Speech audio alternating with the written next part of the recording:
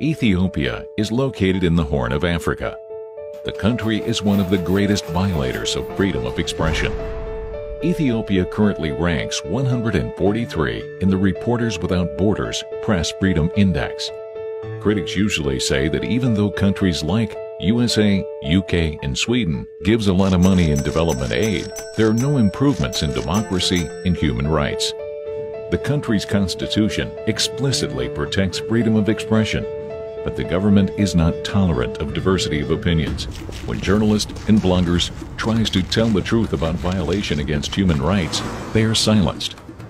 Ethiopia is not a democratic country, and journalists, opposition politicians, and human rights activists are getting jailed, often in the prisons of Kality and Kalento. The anti-terrorism law enacted 2009 has been used to prosecute journalists and bloggers under vague provisions. It contains unacceptably broad definitions for terrorist acts and has been widely criticized. There was a need for an alternative voice, and the Zone 9ers therefore began blogging and using social media to write on subjects related to human rights.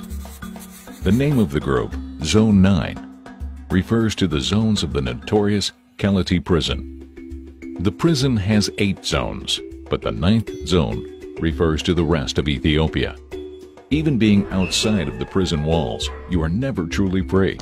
Any free-thinking individual who speaks out against injustice are risking to be arrested. They had campaigns about respecting the Constitution, stopping censorship, and respecting the right to demonstrate. They visited political prisoners and journalists and wanted to bring the public's attention to them. Zone 9 did a report and invited journalists to report and document about the repression they were facing. The group's work was constitutional, but the government labeled it a crime. The bloggers were under surveillance and harassment. April 25th, they were arrested, and the day after, 3 journalists were also arrested.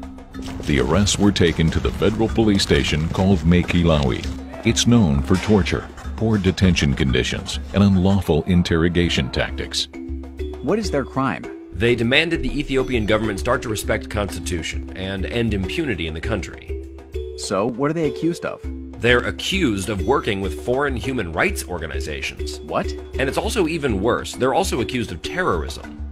How can working with human rights NGOs become an act of terrorism? The Ethiopian government changed their original accusation from working with human rights organizations to serious terrorism charges when they get criticized for their first allegations. The government wants to jail the bloggers to silence them. The bloggers and journalists are now in the prisons of Kality and Kalento. The situation in the prisons is horrible. Food is scarce, and there are hundreds of people in the zones. There are rats and fleas, and the guards beat and torture prisoners. Friends and family are forced to go through tremendously humiliating searches at the gates of the prison when they are allowed to visit, if allowed to visit at all.